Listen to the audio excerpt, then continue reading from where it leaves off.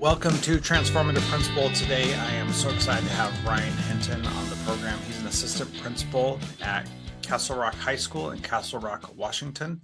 He's been an educator for 15 years, and this is his first year as an administrator. Before that, he was an English teacher where he taught everything from sixth grade to high school English AP. And he was in California and now lives in Castle Rock, Washington, where there are about 450 students in his high school. Ryan, welcome to Transformative Principal. Thanks for being here. Thanks for having me, Jethro. Well, we are here talking because you attended the Move Up workshop that I did with the Washington Principals Association earlier this year and wanted to get your take on how that was, what you thought of it. And I think a good place to start is that you've had something hanging on your wall ever since. Tell me about that. Yeah, so when you gave us this worksheet, we were doing the, was it 2 days or 3 days? 2 days. 2 days, yeah. So 2 days when we had the whole how to be a transformative principal. We had, the first 2 days doing show up and lead up, and then the last day doing level up. I just kind of had us filling this out. You can see that I've actually, had to scribble something out there. So that's good. Something out because I was drafting it, kind of thing. But really, this is kind of more than anything, this made me self-reflect more than I have since becoming an administrator, just because your first year is you're always bombarded by so many things, and your learning on the job is so fast and so furious that you lose sight of a lot of things. So you get lost in the day-to-day. So kind of as a reminder, so after we did this whole thing and I got, my show up and my lead up and my level up, I go ahead and I keep this attached to the whiteboard that's in my office. That way, and it's right outside my door. So I pass this every time I go out my office, just as kind of a reminder to that I'm going to do this one thing every day. And if I can do that, then I know that I've made my one thing is how will I make this day a win? And that comes from the thing we were talking about with the shift in mindset going from prevention to promotion. Yeah. So I see this every day. Every time I leave my office, I see this, and it's a reminder of do that one thing that's going to make this day a win. I can go home. Yes, I won today. Yeah, that's awesome. And I think what is so powerful about that is that a small reminder that you see every day does a lot to help you focus on that thing over and over. And for those who are listening and can't see what he just showed, it is a worksheet that I created. And when I do these trainings, I like to have a tangible thing for people to walk away with, for them to actually do something with. So on the front is a Venn diagram with the 3 circles of show up, lead up, and level up, which is what the themes of the workshop are. And then there are action plans that you create as a part of that within there. And through, one of the challenges I've seen as people go to conferences or workshops or whatever is that they take pages and pages of notes and never go back and look at them, never go back and review them. There's your notes. That is a lot of notes you took, Ryan. Good for you.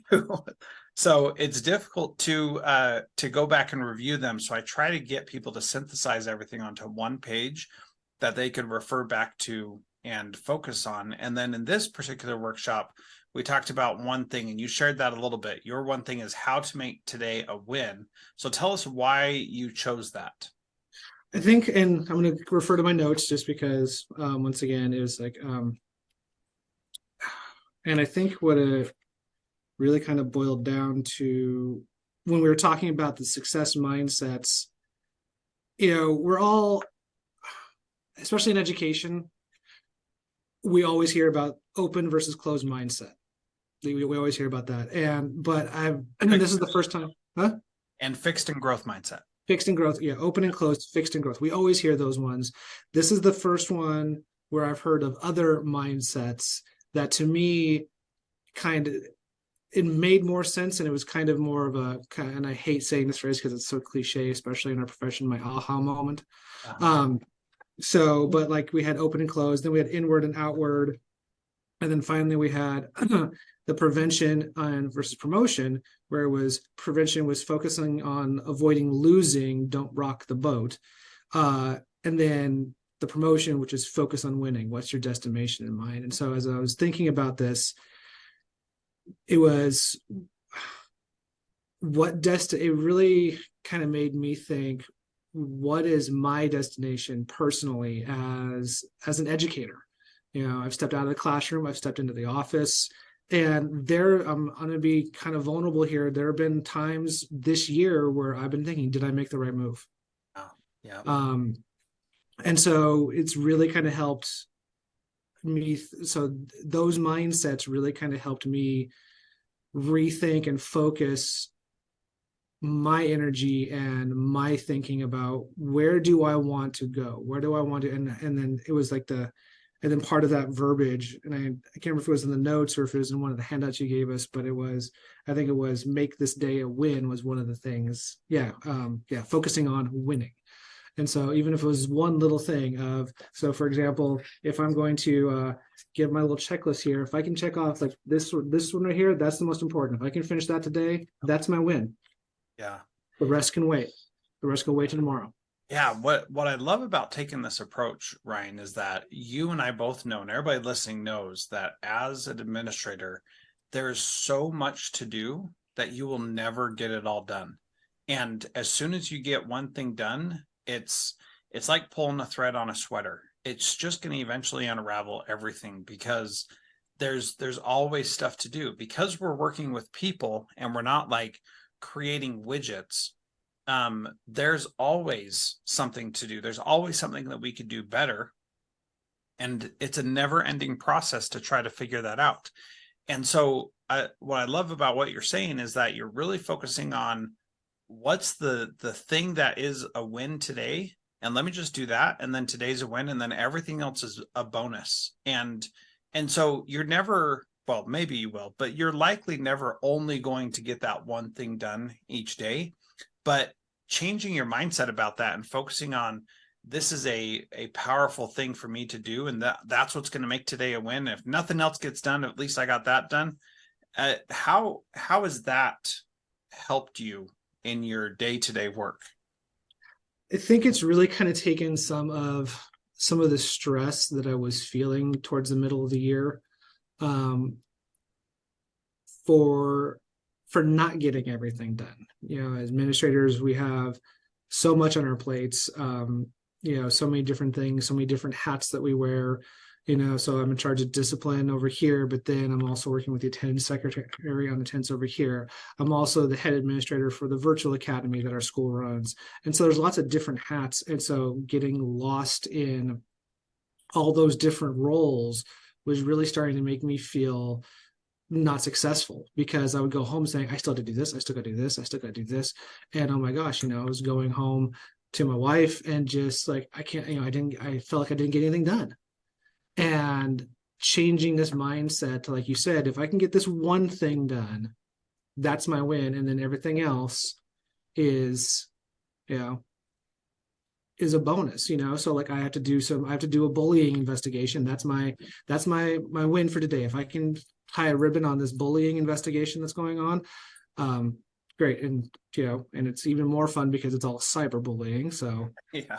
I seriously, I'm not a fan of Snapchat right now. Yeah, I hear you. And so, but if I can get that done and contact parents and tie that all off with a nice neat ribbon, and it stops the bullying, great. Then as I'm going in, and then me scheduling my summative evaluations between now and the 10th, that's a bonus. If I can, get a list of the prom chaperones, which is also on my list, that's a bonus. So anything that's done after that is just a bonus. And I go home feeling, yes, I succeeded today. I might not have gotten to everything, but I got my main thing done, and I got some extra stuff done too. Yeah. So talk about how the workshop helped you see that in a different way. You've always had to-do lists, right? All year long you've had to-do lists, but how did this workshop help you see it in a different way? I think enough. So actually, and so once again, new admin, so learning as I'm going. And so part of it was actually being able to connect also with other assistant principals. that were there. We're all doing the same job. And oddly enough, Washington, the Northwest, especially our area here, small world, I was actually able to reconnect with a person that was in my administration cohort from UW Tacoma. Yeah, cool. And she was the one that actually had her list divided up, like these are things that on her this is the things on her calendar that were scheduled and had to do, and these are things that popped up over here. And so she was doing this format, and I was talking to her about it, and I was like, oh, okay. So I kind of started playing with it. So like, okay, Jethro podcast at 10:45. Check, that's done. That was officially on my calendar. JV softball supervision. Well, the field's flooded, so check, that's done. But then all the other ones that have popped up, so now I can do this. And so really it's, so it's not just your work, Jethro, sorry, even though it's amazing, it's not just you. It's a chance to meet with and collaborate with my peers. And admin's a small world. We don't have unions, and we don't have these huge things. And so getting a chance to meet with people that do the same job is just priceless. Yeah, for sure. I think that is huge. And that's something that is incredibly powerful about being there together with other people in the same type of role. It really, really helps a ton. What would be your advice? And then we're going to get back into the one thing that you're talking about. What would be your advice to somebody who's contemplating going to this? Because I've been talking about it for the last month and sharing it with people, and people can go to workshop.transformativeprincipal.com to check it out and decide to sign up. What would be your advice if someone is thinking about doing it? I'd say do it, just because I've been to more professional development this year than so outside professional development, I've been to more this year as an administrator than I think I did for 4 years as a teacher in Washington. The amount of professional development that is offered, especially to new admin by AWSP and the ESDs, is mind-boggling. But yours was the only one that really made me shift my thinking. And it's actually something that you said at the beginning of the presentation. And I've actually, by the way, I didn't plagiarize. I quoted you on this when I was talking with another administrator about it. Is everything that I've done so far this year has been, here's another tool, here's another tool, here's another tool. Great, I've got a ton of tools. This one was an upgrade in my thinking. As you said, you can, it's like having apps on your phone. Another app, great, that works, but sometimes updating the operating system is what works best. So, and I know you said, and I remember you gave us that analogy, and so I think anybody, even if you've been a principal before and you've got years under your belt, take a look at, it's always good to take a look at it from a new lens, a new perspective. One of the things, and I haven't gotten it yet, just because, but one of my summer readings is probably going to be School X. Just because I liked what you said about schools right now, and I've seen it so much. Schools right now are designed for teachers and not for students. It should be designed for students. And so I'm curious what you got to say about that and what it looks like. Yeah, well, that is a fun one. You're gonna like it, and it's gonna change your thinking as well. Yeah. I appreciate what you're saying here, and I think the thing to remember is that there's always plenty to do, and if we can change how we think about things, we can change how those to-do lists look, and I think how it gets done, and how it gets done. Exactly. So it's about more than just having tools in your pocket to do things. It's more about having the capacity and the ability to get things done in a way that, like, one of the examples I like to give often is that if you can stop a problem from ever happening again, you would do almost anything to make that happen. And so here's a brief example that I use in School X, that we had kids who were at lunch. Kids would go sit down instead of getting in line to go through lunch, and they would goof off, and then they'd come up, and the lunch ladies were already cleaning up all the delivery because they thought they were done. And then kids would come up and say, hey, I didn't get lunch. So they'd have to like get out their whole system again and then redo it. And they were like you've got to force these kids to stand in line because we need to, like, you can't let them go sit down because they're sitting there talking, and then they get distracted, and then they come up and get lunch, and we've already packed up, and they were just so frustrated. And I was like, there's got to be something that is causing them to not get in line. So the assistant principal and I stood out there and like made sure that people were doing what they were supposed to be doing and getting food, and it was fine. But I was like, these kids sure seem to be taking a long time getting through lunch.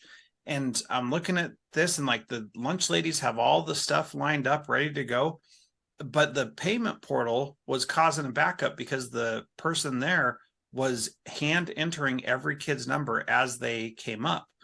And we were like, that's what the problem is. That's a bottleneck. That's where they can't they can't get through the line because they're at a bottleneck.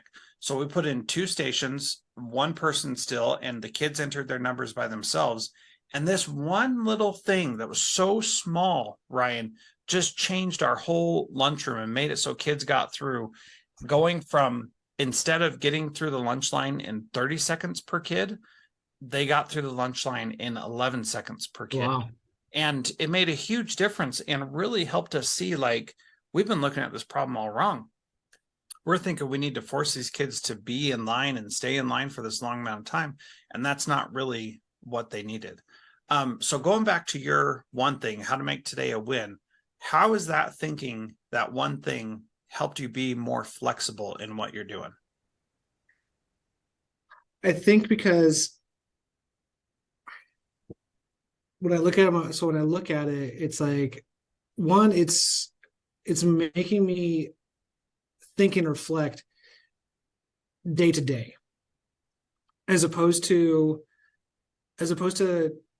coming in and having this huge long list of things to do that were left over from yesterday, left over from last week, and treating as, oh, I didn't get to this yesterday, I had to make that my priority.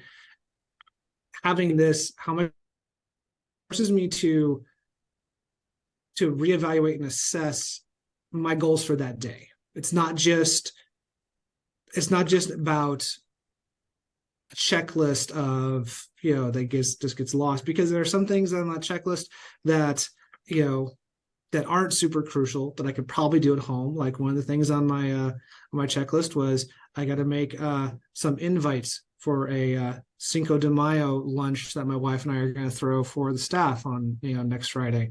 But is that my priority? No. But if with my old way of thinking, it would have been like, oh, I didn't get to do that, so let me do this first before I get to this bullying incident. So I'm sitting here for half an hour making pretty Cinco de Mayo invites when I should be interviewing kids. Yeah. So it really makes me assess that day, what's the most important thing that day. Yeah. Versus what got put on the back burner yesterday.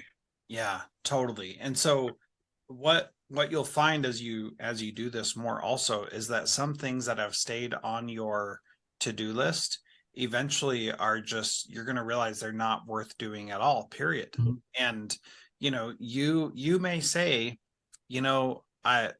the Cinco de Mayo thing is really important, but the invitation is not as important, right? And so the invitation is going to turn into an email that I just shoot out and say, or a calendar invite and say, everybody, hey, this is where it's going to be. And inside, you really wanted to make this super attractive, beautiful invitation that everybody really likes and thinks is great.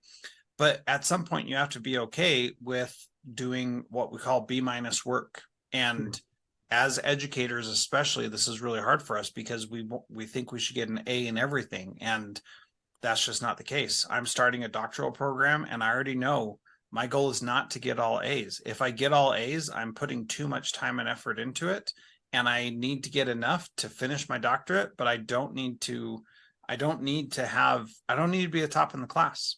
That's not important to me. There are other things that are more important to me. And I'm already telling myself that now because I know what my tendency is going to be. I know what the Jethro inside of me is going to say. You have to do this. You have to make this course the priority every day. Yeah.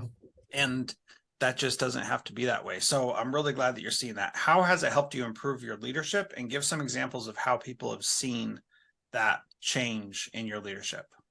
Well, I know that my principal has definitely seen it. I think she's seen me prioritize better and focus better um, on certain things. I'm to be honest, I'm not quite sure that the staff see it as much.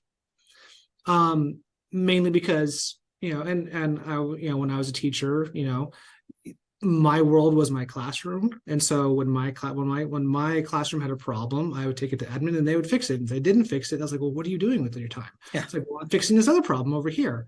And so there are things where as the teachers, like, this is a priority for me because it's my classroom and this is I got it's like, yes, that's your priority, but as a whole, the priority is this.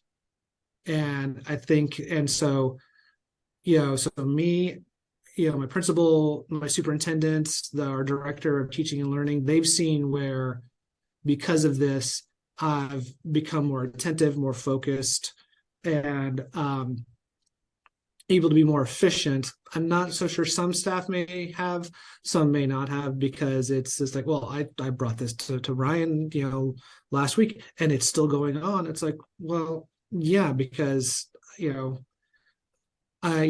talking about a kid who won't answer you the third time you say his name. And I've got this other kid over here who I have to look up the camera to see if he actually got throat punched in the hallway.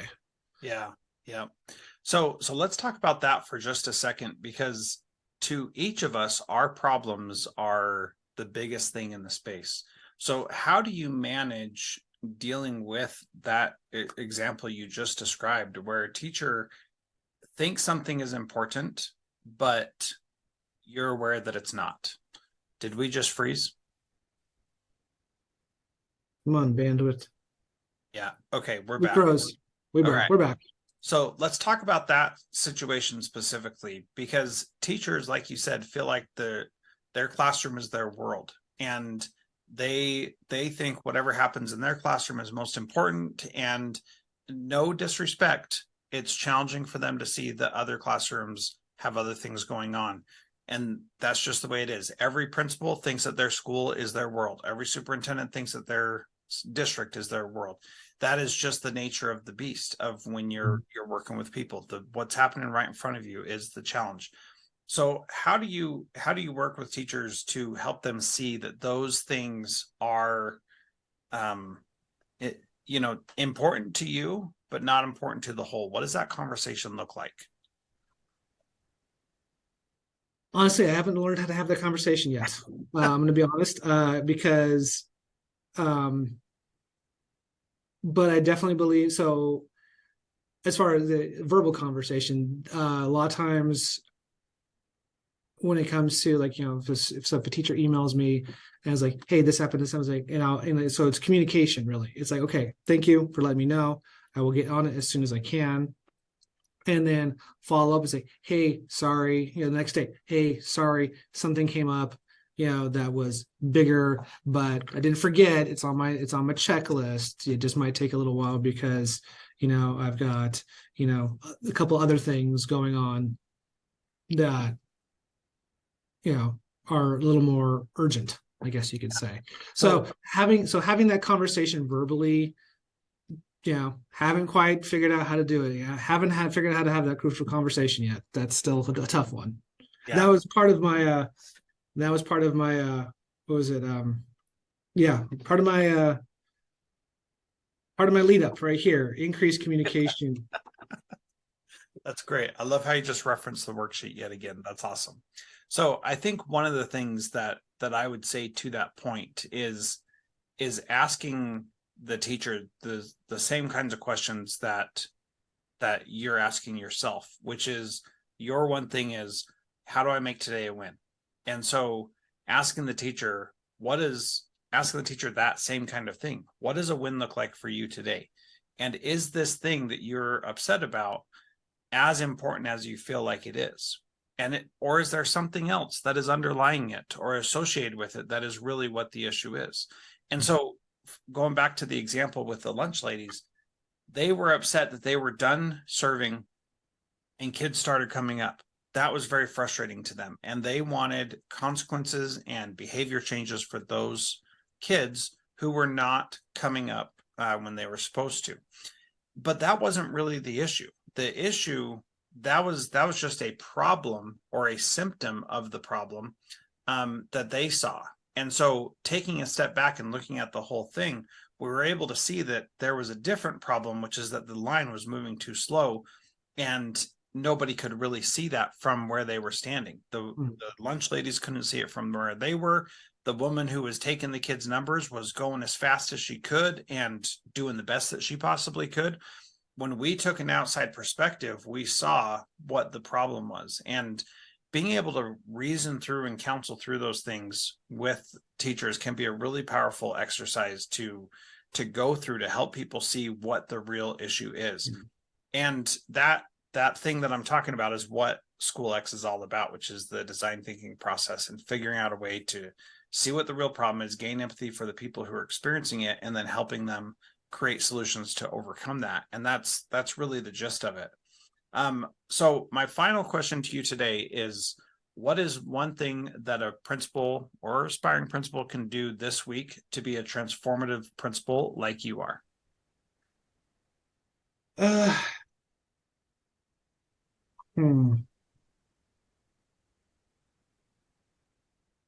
I'd say first, and I'm going to reference the sheet again, just because the worksheet again, just because. And